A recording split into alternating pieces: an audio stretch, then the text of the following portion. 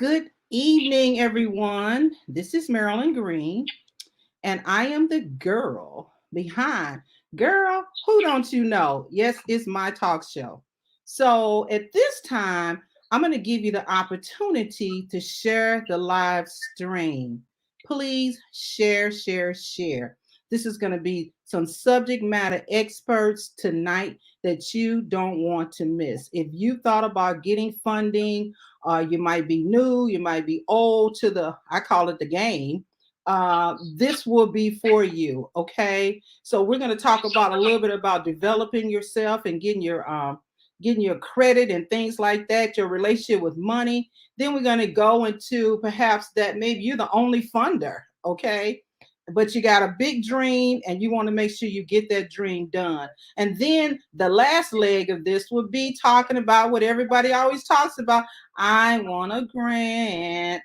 I want a grant. Okay, I say that because something about me, I am a grant writer, grant reviewer, grant researcher. We call it grant mining, but I couldn't interview myself. So I went ahead on and brought our guest on who is dynamic. I mean, she just something else. Okay, I just met her, but she's something else. But anyway, so please share the live stream. Now, one of the things I'm going to be having next week, I think I'm going to try it, is that if you want me to, not next week, I said it every time, next month, okay? If you want me to advertise for you, you can contact me on Girl WDYK, that sounds like a radio station, at gmail.com. So girl WDYK at gmail.com. Contact me if you want me to broadcast what you might have coming up, whether it's virtual or in person.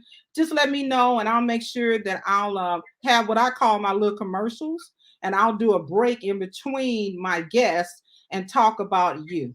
So remember, it's Girl WDYK. Okay. So please, please, please share, share, share. All right. So let's go back to this and let you guys know that if you are watching me via my own personal page, in order to ask questions of my SMEs or subject matter experts, you're going to need to go to my actual Girl Who Don't You Know page. Yes, go there. I want you to like me and I want you to follow me. And if you go there, whenever you say anything, any type of comment, I can definitely put it up there. I'll give you an example right now of somebody. Joyce Williams says, hello, Marilyn. Hey, cousin. So it's things like that. This is pretty this is pretty informal but formal at the same time. So even in informality, there's some formality that's going on. So our next guest, our first guest, couldn't deal with that technologically stuff. I don't think she's a baby boomer, but you know what's up, you know. But I'm a baby boomer, and you know, you guys will hear me say, hear me roar, hear me roar. Okay, so we're going to interview her via the phone. So she's on the phone right now. But prior to, in the back, before we came on live, I love that, like we on TV or something, right? Before we came on live, she said, I wish I had a picture of you because I would put it up here, but don't try to send me that stuff now. I'm a baby boomer. Hear me roar. We spend the whole time trying to get it to the point you guys say, just stop it, lady, stop it. Okay, but one of our guests was so gracious as to show us what she said. She said, draw. I said, maybe I'll draw a stick person. She said, draw a stick person with a ponytail. So I'm going to give you the picture of her. Alesha, I'm going to add you to the screen right now. Alesha, can you show us what our next guest looks like for real? There it is, right there, right there. That's her with a ponytail. Alesha was so gracious. Thank you so much, Alesha. That is so nice. So that's what she looks like. So now you might say, well, let me see what she sounds like. Okay. So without further ado, I'm gonna bring up my first guest, and her name is Cherilyn Vonn. And she's going to be talking to us about money matters. So Cherilyn, get ready. And she put down here that she was a word. Give me this. Give me the. Is that alchemist or alchemist? I heard of alchemy, but anyway, it's spelled. It's a word alchemist. Word alchemist. Thank you so much. Okay. I have to learn some things. I know I'm grown. I know I'm an official senior citizen, but nevertheless, this is the word. Okay. So that's what she describes herself as. And as we bring her not to the stage, but remember, she's that little stick person with the ponytail. Cherilyn, can you hear me? Yes, I can. Okay, so the word up there is describing who you are. So right off the bat, tell me the reason why you put word alchemist. That's it. Let me clap. Alchemist. That's it. Why did you put that word to describe you? An alchemist is a creator. It is almost like a chemist. So words are my playground. And words, the power of words are so indebted. We don't really understand the fullness of the power of our words. So I create my life, I create my finances, I create my business with my words first. Okay. And so that's why I choose word alchemist, because that's what I do. I creatively choose my lifestyle. Okay, so you put the lifestyle in there. First you said words. So some kind of way I'm thinking that you use these words also to bring some things and take some things out of your life. Is that true to say? Yes, I'm very mindful. I guess the more seasoned and mature I become, I realize the power of words. My favorite book says life and death lies on the power of the tongue, and that's true. And we often, haphazardly say things like, I'm broke, I can't afford that, you know, as my mom used to always say growing up, it must be nice when dealing with certain things. So I find out that I do have the power and I can create whatever lifestyle, whatever bank account, whatever it is that I'm seeking, I can create it because the power lies in me. It's not external. I like that. I like that. So before we move on, of course, okay, to show my vanity, somebody said your glasses are super cute. Okay, I'm hoping she talk about me, even though one I guess got some glasses on. But I think she talk about me. Ray Crusoe, you're talking about me. I think so. Yeah, my glasses are super cute. Thanks. Okay. But next question. Let me go and hide it. Okay, now. So my next question is to you. Tell me a little bit. You wrote on here that what's a spiritual contract? What is that about? How does that pertain to money and things of that nature? Um. Okay, so going back, before I always refer to my favorite book, which is the Bible, and it says that before you were formed in your mother's womb, I knew you. So that means that if he knew me before I was formed in my mom's womb, then I was up there with him spiritually. And I agreed to whatever mission it was for me to have life here on earth. Okay. And so I chose, because we choose to come down here based on our contract. And once that mission or whatever it is that we have been sent here to do is fulfilled, then our mission is over. And oftentimes we forget. Oftentimes we forget. So life has a way of bringing in teachers in the forms of relationships, in the form of teachers, preachers, just people that you meet every day to help you stay on track of what it is that you're called to do. Right, you're exactly and so right. a lot of us have forgotten that contract, or we may have taken a detour because when you're young, your parents, as in your childhood, your parents groom you. Even when it comes to money, a lot of times the way we treat money as an adult is based on how we see money handled or the conversations surrounding money in our home as a child. Okay, so you can. I'm sorry. Go ahead. No, go ahead. So, and then we then build those habits, and it's up to us at some point, whether we get married or we're introduced to a different way, or we come into the fullness of the power of who we are. We often live by that. For a long time, I was broke. I had a broke mentality. I had a poor mindset because of the growing up in a single home. All I ever heard was, "Do you think my money grow on trees?" Yeah. Who do you think we are, the Rockefellers? Okay. So, You was like, who is Rockefeller? Who is Rockefeller? That's what you said. Who is that? Okay, go ahead. I don't know the Rockefeller or the Joneses. They do say. So way rapid in my household when I was younger. Right. So, and that's, so I thought, it was elusive. And because of my thoughts and because of the language that I use, money was always elusive. Every time I received money, whether it be in the form of a paycheck, or income tax, or a gift, something broke down, a car needed something happened to take that money away. Okay, right. So let's talk about the truth about money. Tell us the truth about money for real, okay? So you started your business, and I think you said something about you was determined to take responsibilities for your irresponsible behavior and lack of knowledge. So tell me the real truth about money. Tell us, what's the truth? The truth about money is money, money, means my own natural resource, energy yield. Okay. Because the truth about money is energy. Okay. So when you build up, if you know anything about energy, it never dies, it just transfers. And so whatever you respects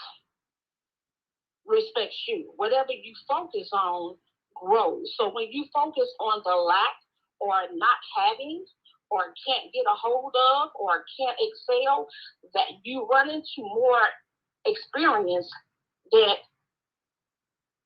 basically go inside with what you're doing.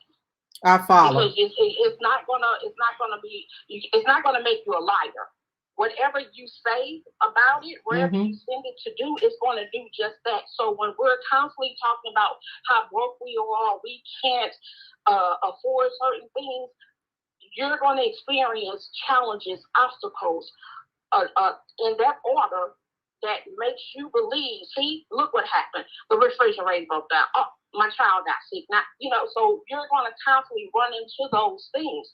But for me, I had to take responsibility. Okay. And find out that money is, once I started thinking that I deserved more, once I learned out how to manage, because most of us, for me, growing up in a household, like I said, single parent, where money was not really talked about, it was always elusive, I spent frivolously. I thought I'd rather look like $1 million bucks than actually try to obtain it, because I thought that was something that was unattainable. Right. Wow. That's something. So all of my money was on my back. Oh, wow. I had a designer bag, maybe a $300 bag, but I couldn't afford to keep $300 in it. Right. Oh, we couldn't afford to keep our lights on without talking to let me put you on budget billing. Okay, we all know. Everybody been to budget billing before. Okay, so somebody just wrote here and said, man, that's deep. That's really deep. And you're right. Okay, that's really deep. Now, someone else wrote here, yay, Nicole. Now, I'm not sure who that is, but nevertheless, yay to you. Okay. Yay. So, but anyway, you're listening to Cherilyn Vonn. And Cherilyn, let's go a little bit step further and talk about entrepreneurs. Okay. The question is, can somebody with bad credit, can they get funding? Tell us a little bit about that. Tell us how that works. Okay, so if you have bad credit, poor credit, then yes, you can get funding. But the first and foremost, you have to understand, as I said before, the money is a mindset. So if you don't work on your mindset and building a wealth mentality, whatever it is that led you to get into having poor credit, you're going to repeat those habits because you have not changed the behavior. Right. So first and foremost, you have to understand, and it requires you to do some soul searching as to how did I get here, and forgive yourself, because hey, it happens to the best of us. So it's not anything to feel shame or guilty about. When you know better, you do better. So at that point in time, after you realize that, hey, I made some bad choices, I needed to get it together and find out, what money is about. Because, see, here's the truth about it. A lot of us spend money that we don't have to buy things that we don't really need to impress people we don't even know. Come on, come on. I think you better say that again for the people in the balcony, or the people who just walked in. Come on now, let's go on and go there. I'm about to start hearing the organ. Okay, let's stop it. Okay, say that one again. I wish I can type it real quick for you, but I can't. So go forward. Okay. I'm sure somebody in the audience will type. Okay. A lot of us. Somebody said, "Come on now." Somebody said, "Come on now," and then somebody said, what did he say? What did he say? Come on now, and that is where I'm at. Amen. You better say that with some hand claps, girl. You go on and go with that preaching. Say it again. Now we listening. Okay. But yeah, a lot of us spend money that we don't have to buy things we don't really need to impress people we don't even know. It goes back to what I was saying earlier about the Joneses. I have yet to meet these Joneses. Yeah, who are they? Okay. I don't know. But we do a lot to try to impress them. Always, and they you don't even see them. You don't even know who they are. And why their name is Jones. The Rockefellers, none of them. And so once again, the mentality. So when I first took responsibility, and that required, reading self-help, because I had to elevate myself. And elevating myself means I had to change people, places, and things. So, growing up in a single household, and my mom to this day, certain things she'll say, I had to surround myself with people that were doing the things that I saw myself doing.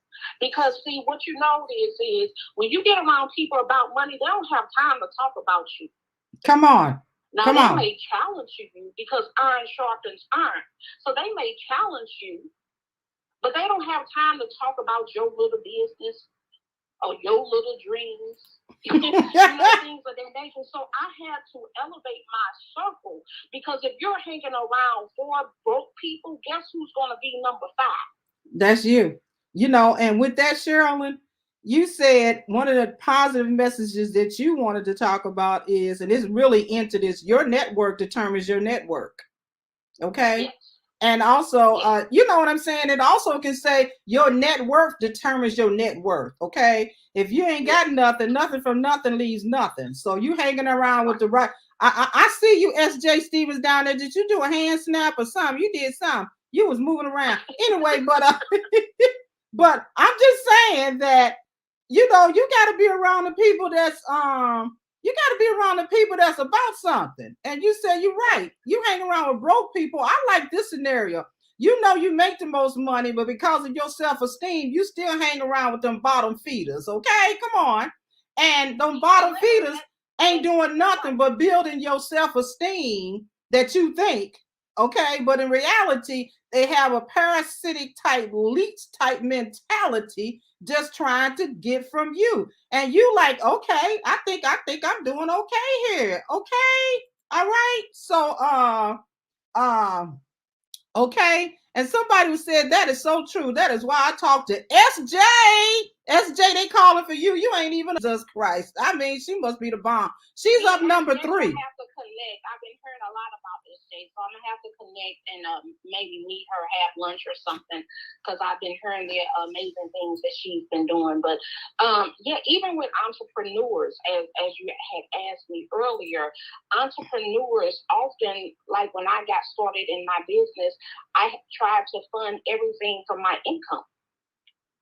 Okay. And a lot of times your income, you have more months and more bills than you actually have income that's coming in. So part of getting funded, yes, you can get funded once you take a look at your credit and do things to start repairing your credit.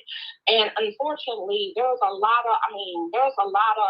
some great credit restoration companies out there, but then there's a lot of, because it's big business. Scam artists. I actually teach my audience and my clients how to repair their credit for free. It's going to take your time and your patience. So you can't expect to, all these, promises of when 30 days you can get your credit. That's hocus pocus, because it didn't take you 30 days to destroy that credit. Come on. Okay, this ain't, I mean, we know we believe in miracles, but this ain't happening like that. Okay. And SJ Stevens said, she said, thank you so much. She said, I would love that. So I guess it's a lunch date, huh? I'm gonna try to get in too. Anyway, I need me some food sometimes. But anyway, but speaking of that, one person says, Joyce says she recommends The Psychology of Winning by Bishop Calvin Scott. And you can get it on Amazon. And on that note, guess what? Guess what? She does have a book, I believe. Do I have that right? You got a book here, and I'm gonna bring it up. Just hold on. I'm a baby boomer. Hear me roar. Okay. Weekly Wisdom: 52 Ways to Living a More Fulfilled Life. Is that you? That's me. Okay. And so, where can they get this book? Where can they get this?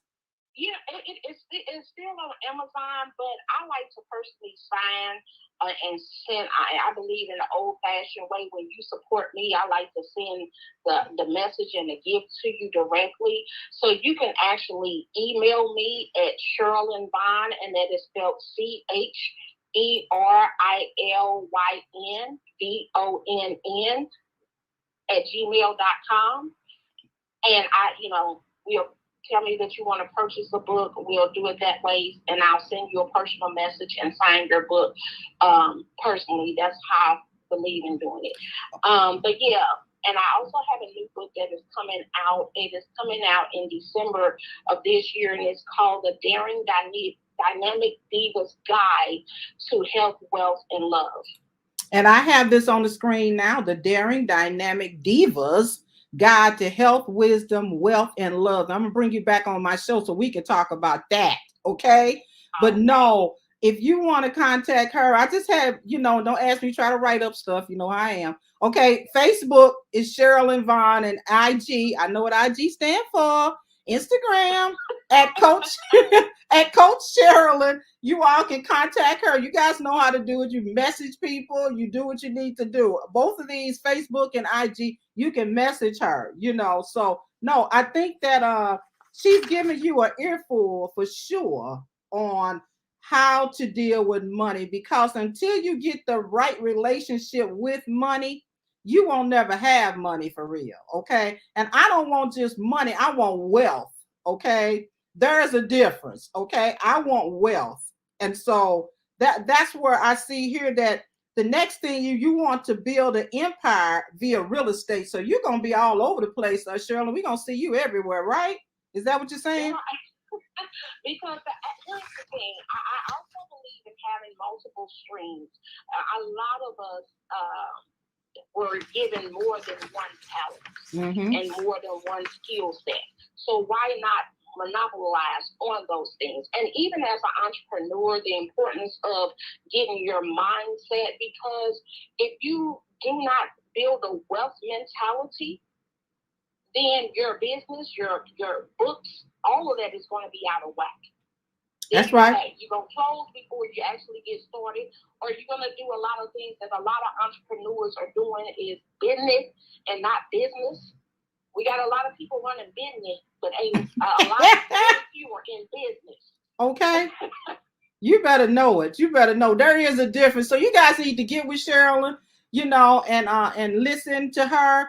I mean, I know she does business plans. She also has a great foundation, meaning her mind is on straight. We want a sound and sober mind working on your stuff. You don't want anybody doing your business plan. You don't want anybody doing really anything. You have to choose who's best for you. But I think that Cherilyn has definitely proved herself to be worthy of your business. So Cherilyn, if you can hang around, but you might not because you're on the phone and stuff, at the end, if you had any final words, I definitely would love to hear it. But if you can't, I certainly do understand. But thank you so very, very much for coming on.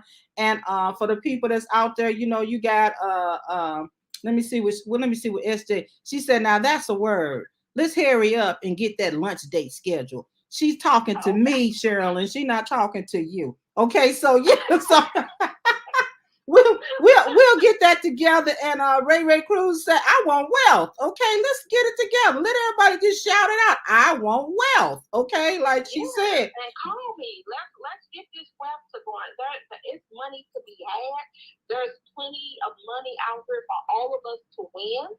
Right. So right. we need to uplift one another and assist one another because there's enough money to go around. Again, that's when you build your wealth mentality because women who are actually making money, the Oprahs and the Michelles and everyone, they're not tearing each other down. They're supporting and assisting each other. Wow. That's a great final word. I always says like Jerry Springer, let me do the final word, okay? But anyway, Cherilyn, thank you so very, very much. And I hope you guys enjoyed her. And so I'm going to let her go and hang up this phone. I said, hang up the phone. Let me not date myself. Press. You're going to try to hang on. Okay, great. I hope I got enough little bars or whatever. You know how they talk. Okay. So, so we're going to bring up our next guest. Okay. And our next guest is somebody that I call a little bitty Southern belle. Okay. This woman right here is a firehouse and a fire hose too. Okay. And she is full of all type of information. She knows a whole bunch of stuff, and she is the thing that I love about her is that because she has it, she freely gives it out. I mean, she gives out so much stuff. You all need to hook up with her for real, as they say, for real, for real. Okay. So I'm going to bring to you, her name is Alesha Mathis, and she says she's a nonprofit author. I love her book. Wait till we get to that. She's a mentor and she's also a teacher. So I'm going to bring her up right now. And let's see here. Hold on one second. I got to do this part here. Hold on. I'm going to get this together. I promise that I am.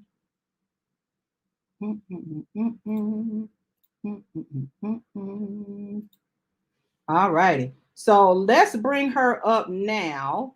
And let's talk to this little bitty Southern belle. There she is. The little bitty Southern belle. Okay. I think I would have to start introducing myself that way everywhere. You are the little bitty Southern belle. And I'm going to tell you something. This Southern belle, I mean, she has the Southern drawl. I mean, I told her earlier, I said, the information you be giving when you're talking is so kind. It's not invasive. It's not pressuring you. She's just giving you the straight facts. And she's giving it like she's sitting on the front porch drinking tea or lemonade. Or down there, they don't have sweet tea? What they do down there in Georgia? Iced tea, and it's got to be sweet. That's the only way to drink it. That's all. But nevertheless and stuff. So this is Alesha Mathis, and I'm telling you, she's a powerhouse. Okay. She's going to be talking about, and I just let her go on and take it over. Tell us what you need us to know today about fundraising, about maybe appeal letters, about how you get to where you need to go. Help us out here today. All right. I love what Cherilyn talked about because I have a fundraising strategy hierarchy, and I've shared my screen, Marilyn, so I don't know if you're able to swap back and forth. I know I'm asking you a lot. Oh, wait, guess what? I've never done this before. All right. I just did it. Okay. Well, there's this. Oh my God. I don't know what to say. Okay. I hope I don't pass out. Well, go ahead, girl. Do it. So this is the fundraising strategy hierarchy. And it's what we in fundraising know instinctually. I've just put it down on paper. And I think it really helps, especially if you are just starting out, understand that there are steps that you have to go through to build your funding. And each step has a different level. So, and each level requires more resources. So we're talking about more money because sometimes you have to have money to make money. Mm-hmm. It requires more human resources, so staff or volunteers. And then it also is going to require more time. Those are your resources. And then from there, you're also going to need more infrastructure. There may be some policies and procedures, some tech that you're going to have. There's all kinds of different infrastructure pieces that you might need along the way. And then last, you're going to need different skill levels at each one of these levels, because as a fundraiser, we never stop learning. We never stop just taking it all in.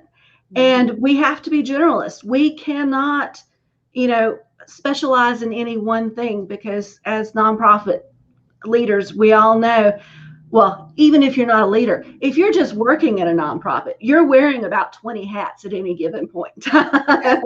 Yes, a million hats. And they all fall under other duties as assigned. Yeah, it does. Whatever it is, you're right. So, so the individual donors, that is our base. And that actually, it doesn't matter how big you are, that actually constitutes about 3/4 of all contributions to an organization. That does not matter how big or small you are. That is where your money lies. And so we start out with level 1, which is roughly 10 to 600 donors. And we're going to be doing things like direct mail. And so you mentioned appeal letters. So we can start out with an introductory appeal letter. And that really is just a letter coming from your board. And it is telling the person you're sending it to a little bit about your organization and why you are so passionate about it. And then you ask for like $25. You're going to ask for something very low in money, because you've got to earn people's trust when it comes to money. So you start there. And so that's one of those things that you start doing. You're also doing more peer-to-peer fundraising, which means you are directly asking people for money, to support. At first, it's to support you. That's where your best donors are. And then later you branch out into supporting the organization. But that's where you start. And so I was loving when Cherilyn was talking about, the beliefs and mindsets and attitudes we have towards money, because if you don't deal with your beliefs and attitudes and mindsets on money and rich people, you can't do this work. You can't do the fundraising work. Wow. So I was so glad to hear Cherilyn talk about that. She brought it and dropped the mic. She's still on the phone here, but she dropped the mic on that one. Okay. Yeah. And so then you move into events. Everybody wants to jump to events. That's one of the things that I always hear. People want to jump to the events, but that's actually, it takes a little bit more. That works better at about 600 to 1,500 donors, because if you have an event, who are you going to invite that you're going to that's going to show up? It's those donors, it's those loyal people. And so when you have a donor base of about 600 to 1,500 people, your events are going to be successful. And then step 3 is the pledge fundraising, your monthly donations, your annual campaigns, your major gifts, those kind of things. And if you think you have problems with money, wait until you get to that level, because then you start to understand your beliefs on rich people. So let's go back to events, because events wind up being a really great gateway to the companies, churches, and denominations. Because when you put on an event, it is best practice to have sponsors. And so who do you ask to sponsor? Well, those are your companies in particular. And so that's how you start to get in with companies, by asking them to sponsor your events. If you can get your event sponsorships to cover the cost of the event, you are going to do really, really well. That's actually a pro tip. That's what we always do. We get our sponsorships to cover the expenses of the event. That way, no matter rain or shine, we don't have to worry about the money, because sponsorship is for not only just for the event, but leading up to the event. And then whatever we make at the event is gravy. So, Okay, that's right. and So, and so then, real quick, Alesha, can I ask you real quick? Okay. absolutely. So where do you get these donors from? You saying 600, man, that seemed like the my whole town, okay, or something. I don't know. I mean, where do you get these people from? You know what I'm saying? Where do you get them from? Right. Yeah. Well, you start from within. So the people closest to you and your board, that's going to be your friends, your family.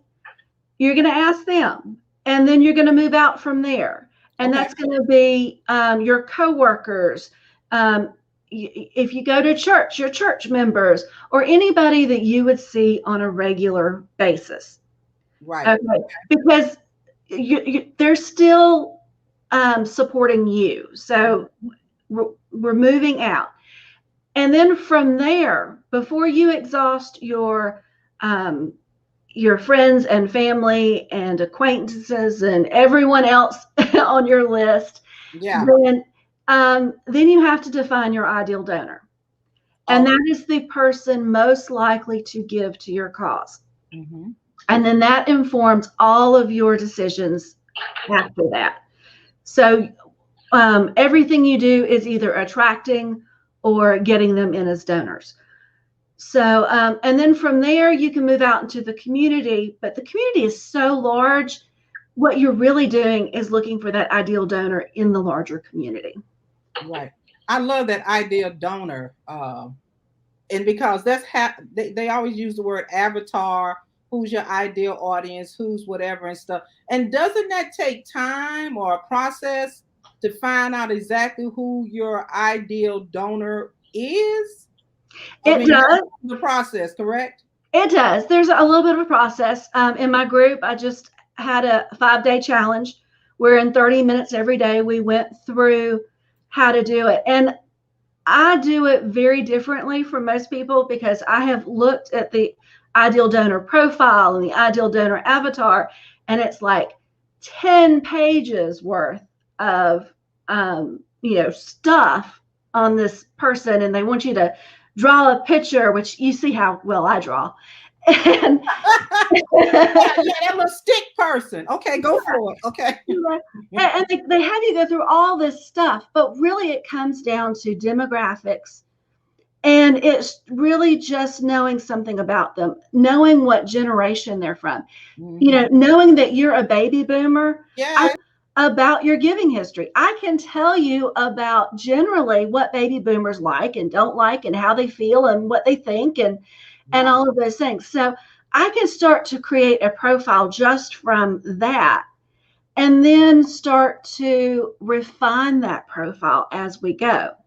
Wow, that's beautiful. Well, I got a couple of things. One person says, "Hello, Alesha." Hi, Ray. So, I'm gonna have to start having this person here all the time. They be talking. And she says, "I just didn't know how to go about it. About it all. That's what you mean. What you're talking about is very helpful. Okay." And then I got another person, Raylet Pickett, in the house. She says, "Hello." Hello, Raylet. Hello. So thinking about that ideal donor even more, it's so important that you understand it. So getting with Alesha, and what made me get with her, we met on Clubhouse, believe it or not. Okay. And I kind of like stalked her. She don't know all that. I don't know all that. I stalked her, and it was so funny that she's so focused as to who she needs to connect with. She was like, "Well, let me tell you up front, this is what I ain't." Okay. because she needed me to know. But I think that's all part of what she does, of focusing you in to what you need to be doing. And so I kind of like saying, no, I'm not letting go of this. I know what God told me. And so here we are now. Okay. But she is a wealth of knowledge. She knows what she's talking about. And what I love about it, she takes her time. Okay. It takes time to get that 600. It takes time to get that 12. It takes time to get these things. But I think if you follow the strategy, and you'll notice how this triangle at the base of it, it's a lot. Okay. It's really open. As you go up further, it gets narrower and narrower. And then I'm also thinking that it may get harder and harder. Is that true, Alesha? Was it sketchy, or what happened? Well, what happens is it requires more resources, more infrastructure, and more skills.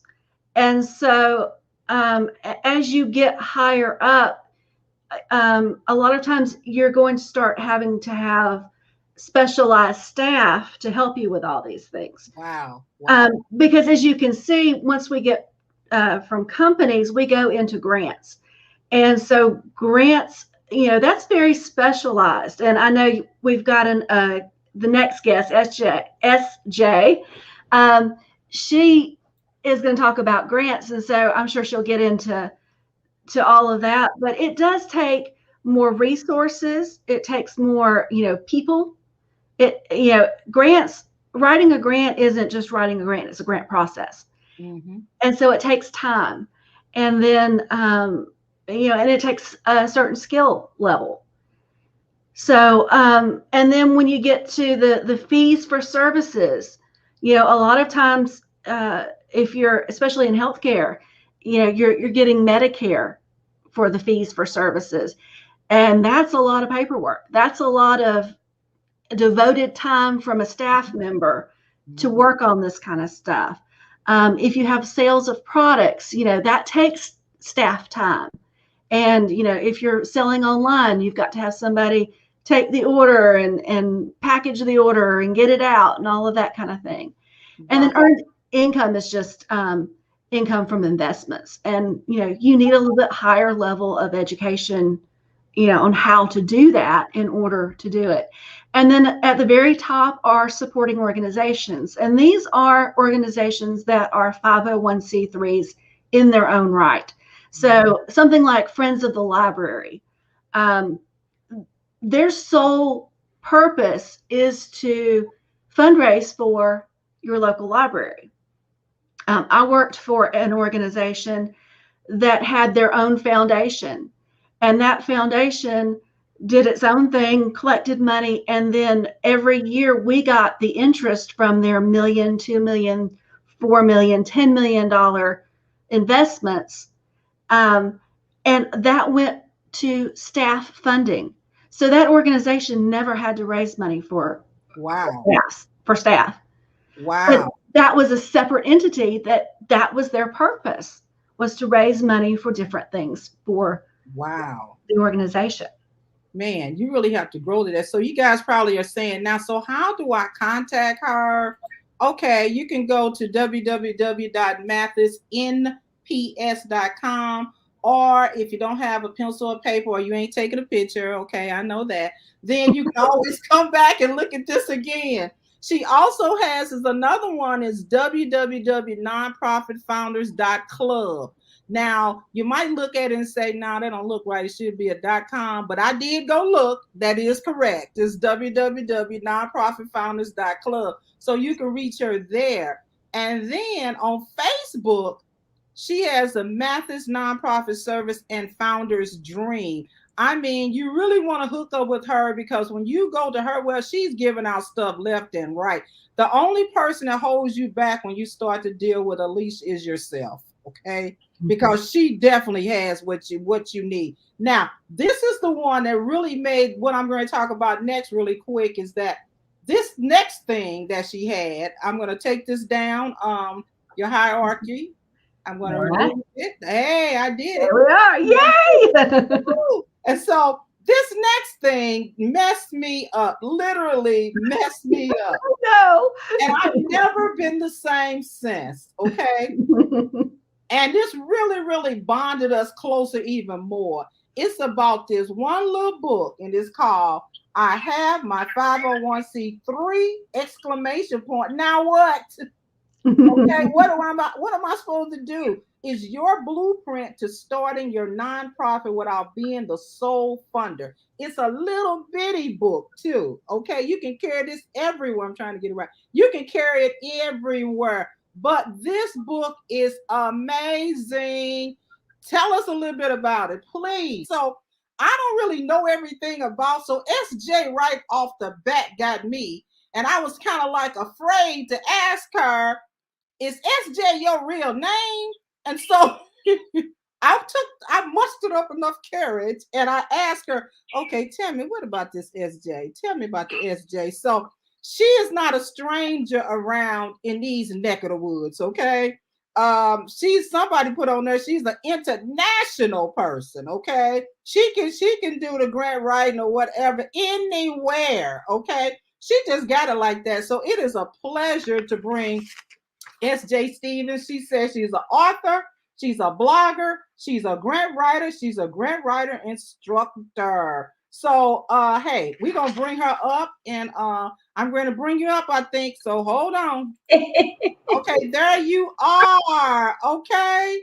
So there she is, S.J. Stevens. Hello. I tell you, people have been raving about you. They knew you were coming on, and people were talking about you. I mean, hey, Ray Crusoe. I mean, I don't know. Somebody says she is very much so the bomb. Okay, all right. So people are writing about you before you even got up. I guess they couldn't wait. Okay, but nevertheless and stuff, she's here. Everybody, she's here. Okay, so here we go. Look.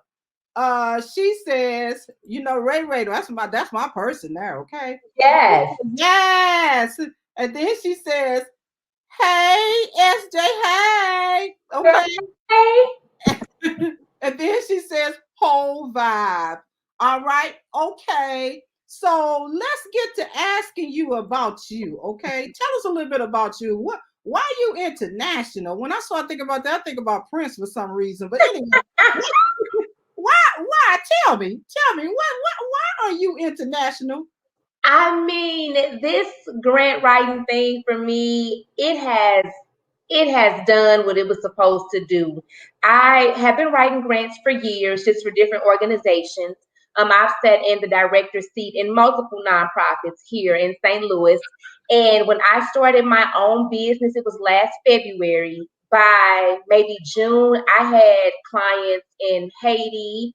I mean, it just did what it was supposed to do. So I literally have customers in 3 different countries. I'm probably up to about 20 states right now, like Oh my. in a year, in a little bit over a year. So it has been amazing. Oh wow. Wow. I know they say she's an international. I'm like, whoop, let me just see, who is this person here? So no, it's certainly an honor to be in your presence virtually, you know. And every time I see her, she loves the camera. I'm gonna tell you that right now. She loves the camera. She's always taking these different shots and angles, and she has different hairstyles. So the girl you see right here may not be the real person, okay, that you see next week. She might be gone with that, but nevertheless, it is such an honor to have you. So when you talk about grant writing and stuff, tell me the number one thing that's a pet peeve of yours concerning people that come to you wanting to get a grant written. That's an easy one for me. It's people who are not ready or willing to do the grant readiness portion of it. People think that I have a 501c3, I can get a grant now. You don't have nothing but a piece of paper, dear. So no, that's not how that works. And so, I mean, I've had clients before, and I'm really big about like, if it's gonna cause me problems, no money is worth a headache for me. So I've had to turn clients away who did not want to go through the process. of grant readiness. And for me, I talk about it in my grant readiness book. I talk about it in my academy classes. That is the most important thing you do. Nothing else makes sense if you're not grant ready. It doesn't make sense. No. You know, they talk about a long time ago, and I'll date myself, that you have to be shovel ready. Okay. Yes. You got to be ready to go on and do that. And that is such a big frustration. Being a grant writer, review myself, it's a frustration because it's like, really? Yeah. What do you want me to do about this? How about this one? Let me give you one real quick. The ones that want you to do the grant and they don't have no programs. Let's talk. Let's talk about that. So Yes. they want to take your brain and make you do their program, write the grant. Come on, talk about that, SJ. You international. You know what's up. Tell me. What I tell people, anytime anybody reaches out to me for a grant, I send them my grant readiness list first. Okay. This is the first thing. There is no point of us even, wasting each other's time. And it's never, never in a disrespectful way, but it's time is money. If the more time I spend walking you through these basic things that you should already have done, if you have an organization, the more it's going to cost you. And I just don't think that that's what you're here for. So I send out my grant readiness list first. And if a client does not have at least 85% of these things already in place, I do not take them on as a client. Oh. I do. I have no problem helping them. Let me show you what you need to do. I can give you suggestions. But as a grant writer, my job is not to write your program description. My job is not to create, certain things for you. It's your organization. So you need to do the work. I'll do the rest, but you have to do your part. And people don't realize that. That's right. And I love the fact about the grant readiness. You have to give them that grant readiness. Some of them want a grant. They just got their 501c3, but they don't have a track record. They don't have evaluation. They don't have anything. They just throw stuff to you and want you to be a miracle worker. Am I talking right? Oh, no, you're absolutely right. I mean, I had a guy, when I say amazing organization, here in St. Louis, when he paid me up front, like, let's go. I trust you. Okay. But he did not want to do the grant readiness piece. He said, if I have to do this, then what am I paying you for? Oh. I sent that young, outstanding gentleman his money back because, again, I say, I can't build. Now, if you want me to build your organization, that's a different pot of money. But as your grant writer, that's not what my job is. That's right. I know what your hierarchy looks like. How do I know your organizational background? How do I know, about your board members? You have to give your grant writer certain information in order for them to be successful. How would I know these things? You wouldn't know. I mean, and that grant readiness, we can harbor on that the whole time, because I think the resounding theme throughout this show here is about being ready. Okay. Cherilyn said, hey, get your mind together. Okay. And then Alesha came right up and said, hey, you better understand who your ideal donor is, things of that nature. And now you're coming. So it's about readiness. If you're not ready, don't expect a person to be a miracle worker. Okay. Exactly. And grant writing it's really not easy. It's not easy at all, And a lot of times people will say, what did they say to you, SJ? I can't pay that money. What's up? How you deal with them? What I started doing. So one thing that I do recognize is that everybody cannot afford to hire a grant writer. And my theory is, if you're a small organization and you're just getting started, I charge very, very low to write grants. But if you don't have the money to keep your doors open, you don't have money to pay me times 10 to write 10 grants. So what I offer is, I'll teach you how to write your own grants. I feel like anybody that owns or has a nonprofit, you need to know how to get the money yourself. You should never be reliant on somebody else to do this work for you. So that's also part of the grant readiness. If you can't afford to pay somebody to write your grants, it happens. But let's figure out how to get you ready to write your own grants. And then there you go. That's it. I love that, that you're going to help them to get ready or show them. And what I'll tell people in a minute is that, hey, I don't care if you don't write your grant. You still need to know what that grant writer is writing for you. You have to. And it's a mutual friend of ours that you didn't even know, but she definitely has told me horror stories of a grant writer who just submitted it and didn't even show it to her. So why would you trust your baby with anybody? Okay, that's called child abuse. Okay, a grant proposal abuse. Okay, you don't do that. You know. And so, I see that all the time. You know, I'm really big on building relationships. You know, now at a certain point, I mean, I've had clients that I've worked continuously for months. So with them, they don't ask me, you know, show me the grant proposal first because they know my track record. Mm-hmm. But the first time that we work together, I want to have dialect about it. I want you to understand what I'm doing. Because after all, if you don't get the grant, it does not affect me. You know, I've done my job. But I want you to understand why I wrote this or why I put these numbers here. You know, now after a while, you don't have to be bothered with me. I'll just do it. But I feel like you should want to know what I'm doing. You should want to know what I'm submitting on your behalf. I'm representing you. So people that don't want to be bothered with that piece of it, I don't understand. I don't. Yeah, Ray said that part. Okay, that part. Because it's like this, all money ain't good money. Okay. By the time that you get through dealing with that person and with a headache, you done spent more money in Valium and Tylenol and all that. At the end, you don't have any money. Okay, because they didn't worry you to death, right? Okay, so no, grant writing is like the Cadillac of non-for-profits for me, you know. And I think I read something about you're not supposed to rely wholeheartedly, and I know this is a Alesha type thing and probably yours as well. You're not supposed to rely wholeheartedly on grant funding. How do you deal with that? How do you tell them? One of the first things that I make my client, or not make, but suggest that my client, nice way of putting it, strongly recommend. Yeah, is that we have to have a sustainability plan.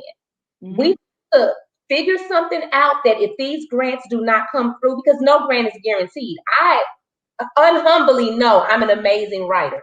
I don't have 100% success rate. You know, something may not work. The grant may not get funded. You know, the money may get cut in half. Anything can happen. It has nothing to do with the quality of your grant writer. And so you need to be able to show that you can keep your doors open regardless. And another thing, so I sit on a grant approval committee here in St. Louis. Mm-hmm. And one of the first things that we look at is, can you sustain without our money? If I give you $25,000 this year, but I don't give it to you next year, does that mean your doors don't open because you didn't get our money?